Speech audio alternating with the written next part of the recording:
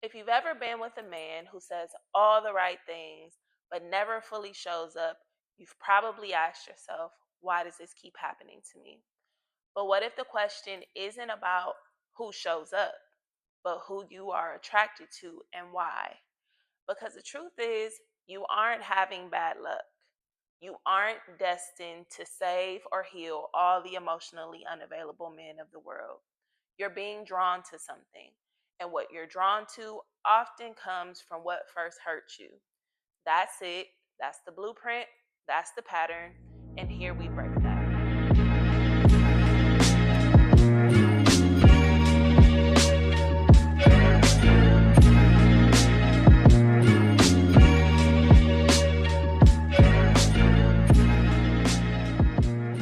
Welcome to the other side. My name is Carrie Hudson. I'm a therapist and a guide, helping women to break toxic relationship patterns and develop the blueprint for healthy, lasting love. And today, we are going to talk about why am I attracting emotionally unavailable men? Why does this keep happening? And let's just dig into the truth. This isn't about who you are attracting. It's about who you are attracted to.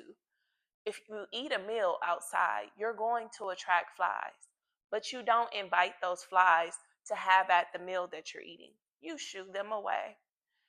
And so this isn't about who comes into your life, it's who you allow to come in, to stay, to take up space, who you begin to develop attachment and relationship to. And you know, emotionally unavailable men, toxic men, healthy men, well adjusted, healed men, all of the things can be attracted to you.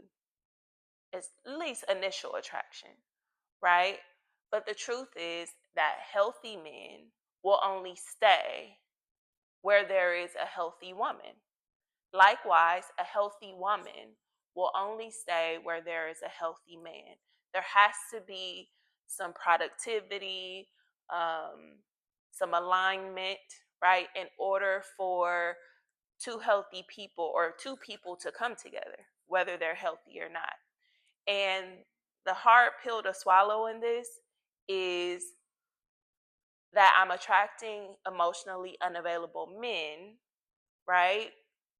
Because I might have some things to work on, right? There is something in me that isn't quite healthy that makes space and tolerates something that I actually don't want, which is a crazy contradiction, but it's true, right? Because if a healthy man comes along and he tries to love you and he tries to create space for you, you will see him as probably boring or uninteresting, right? It won't match your vibe because your vibe is this chemistry and this spark and, this instant attraction and connection.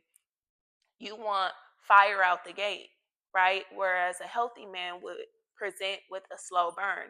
And that, even when you know it logically, is intolerable for a woman who's not quite healed, right? She likes him a little toxic. And the truth is that that's why you keep attracting and more importantly are attracted to emotionally unavailable men. Emotionally unavailable men present with something, right? They're largely usually avoidant, they're holding back, they are sometimes have something that's debilitating, right? Not a disability, but right, they have a shortcoming, a weakness. This sort of keeps them a little held back from a relationship. And you come in and you see that weakness and you want to fix it. You want to heal it. You want to help him, right? And that at its very essence and the core of its nature is codependence, right? You come in needing to be needed. And that pull is there and they show up because you are saying, hey, you need a meal, I'll cook for you. right? Your back itches, I'll scratch it. And who's going to say no, right? Because the reality is we all want partnership. We all want to be in relationship, whether we are healthy or not.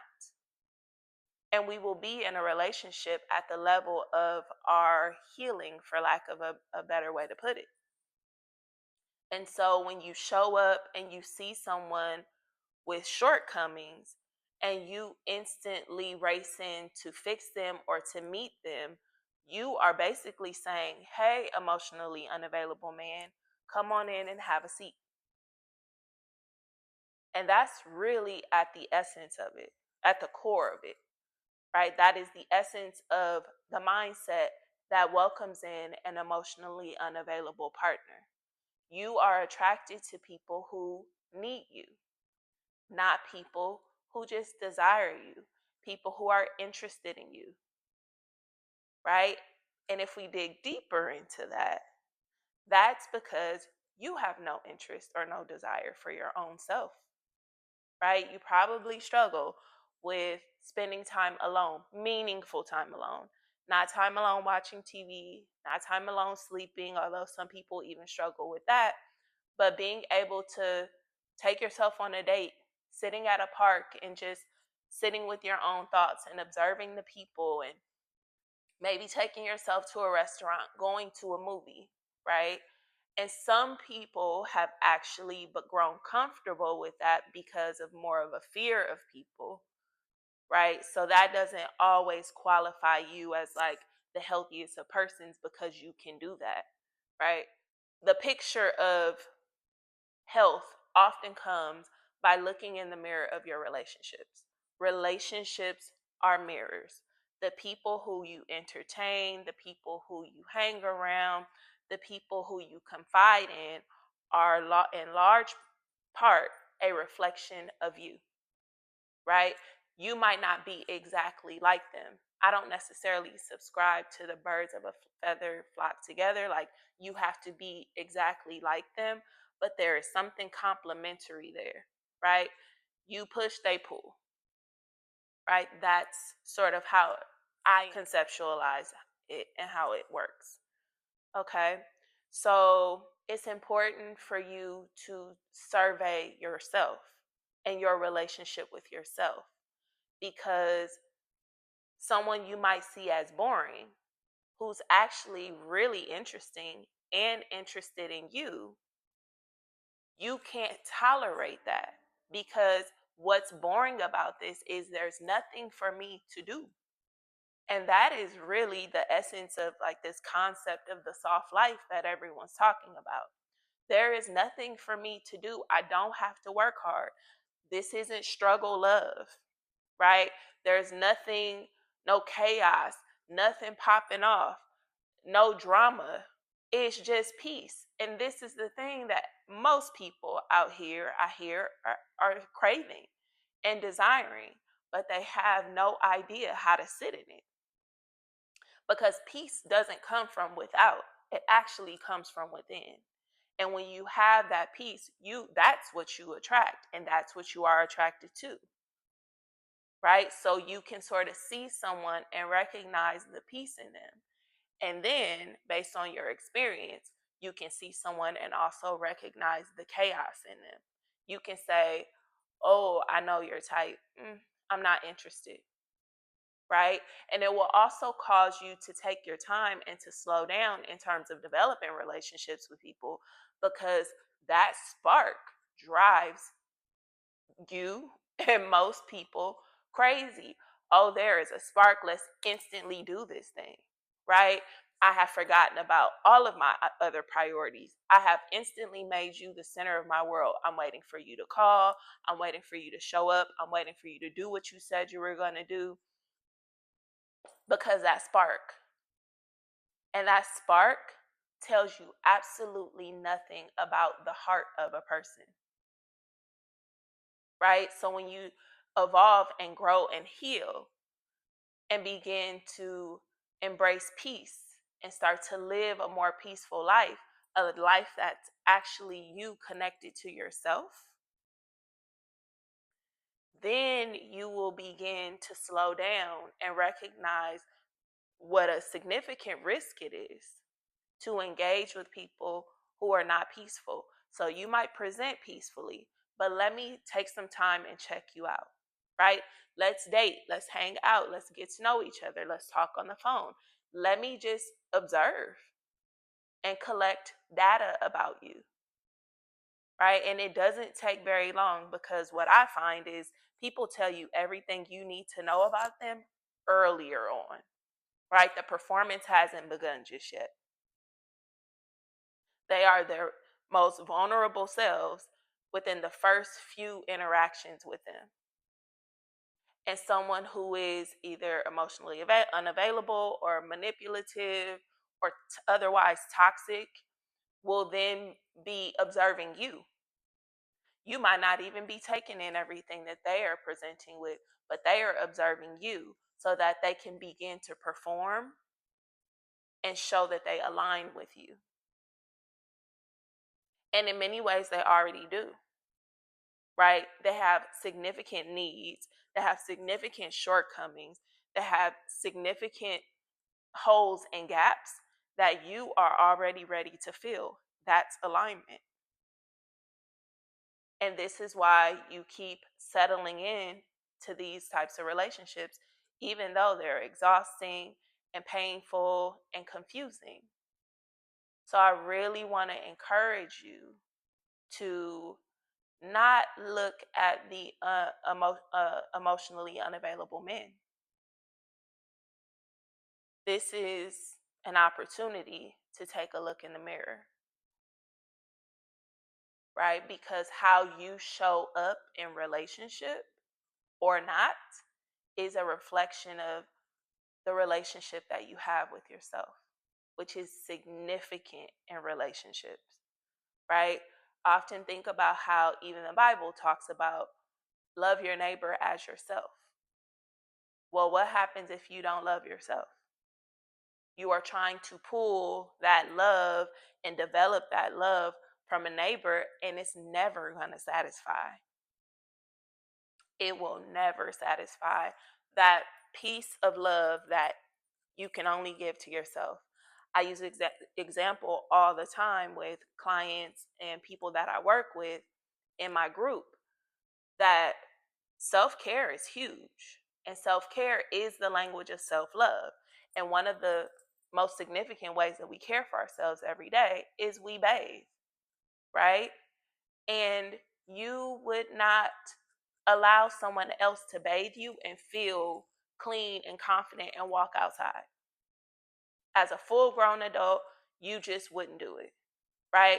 They can't hit those cracks and crevices the way that you do. They can't scrub that armpit and get that itch and get that thing, whatever it is that you've learned to do to clean yourself every day. They're not going to do it like you do. This is an act of self care. I'm taking care of myself, right? I'm spending time with myself, bathing and cultivating this relationship where I can get out of this shower or this bath and feel very confident. Now, if someone else comes along to support in that effort, the one area where they can help you is your back. This is the thing that you cannot reach. Of all of your body parts, hey, can you help me with my back? They can scrub it better than you.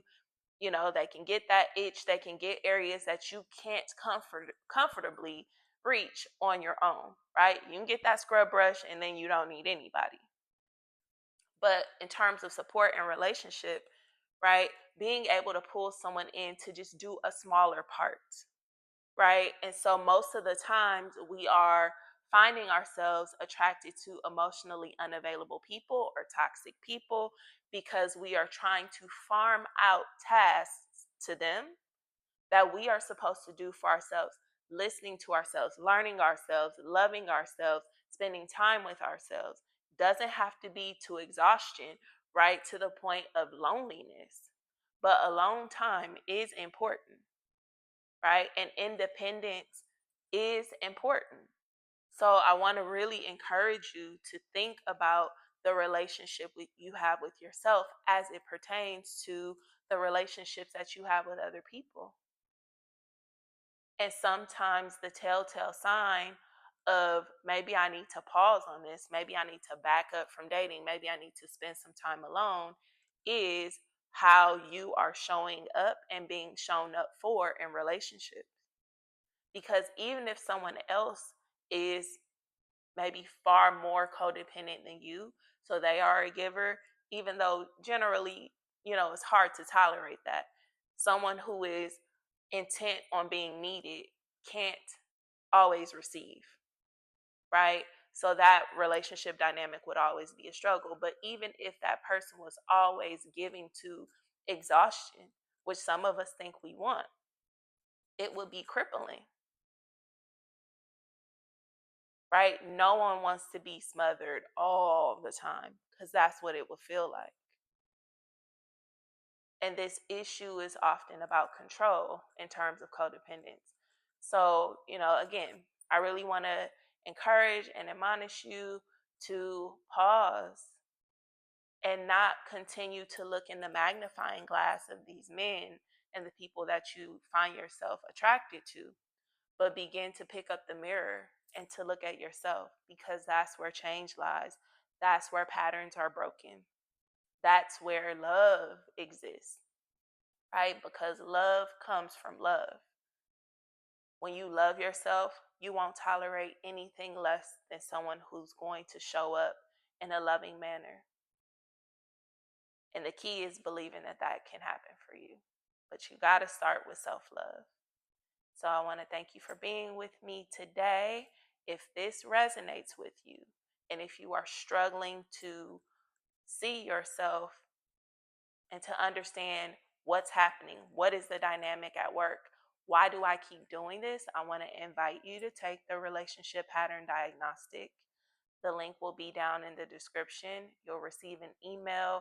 You'll also join my list, the next chapter, to receive continued support and notes and guidance as you start the next chapter of your life, healed and happy and free and at peace.